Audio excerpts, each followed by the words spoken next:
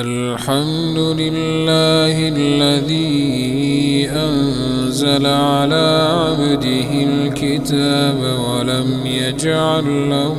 عوجا قيما لينذر بأسا شديدا من لدنه ويبشر المؤمنين الذين يعملون الصالحات أن لهم أجرا حسنا ماكثين فيه أبدا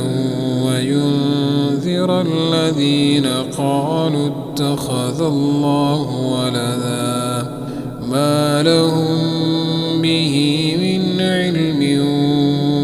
ولا لآبائهم كبرت كلمة تخرج من أفواههم إن يقولون إلا كذبا فلعلك باخع نفسك على آثارهم إن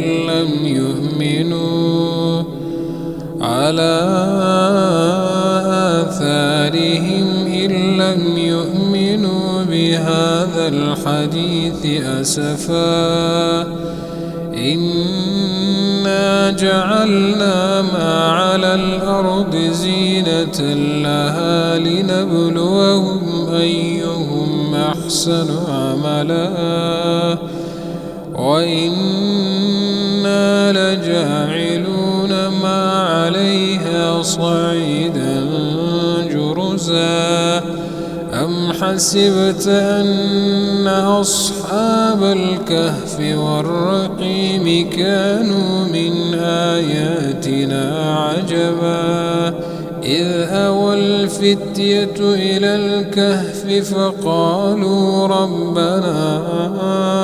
آتنا من لدنك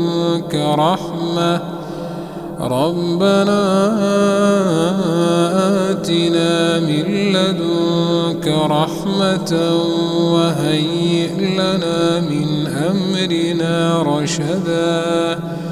فضربنا على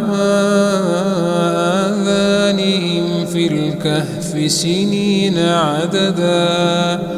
ثم بعثناهم لنعلم أي الحزبين أحصى لما لبثوا أمدا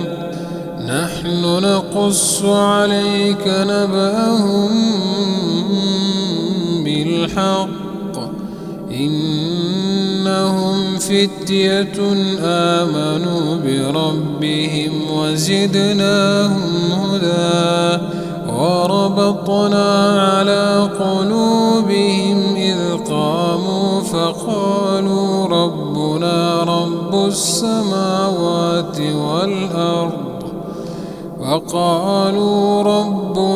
رب السماوات والأرض لن ندعو من دونه إلها لقد قلنا إذا شططا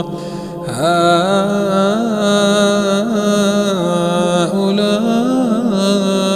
قوم اتخذوا من دونه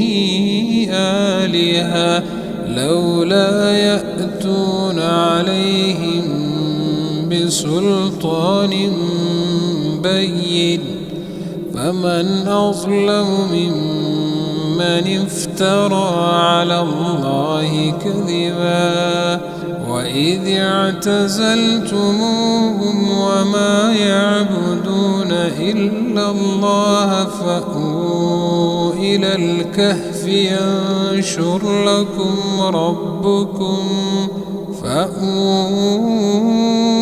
الكهف ينشر لكم ربكم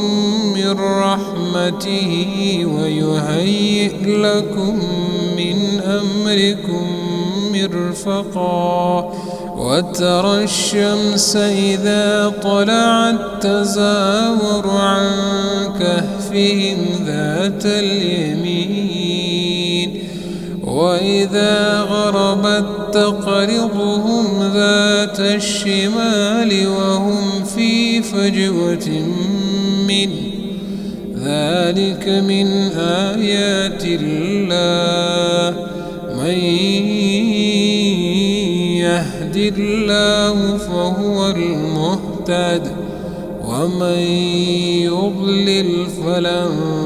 تجد له وليا مرشدا.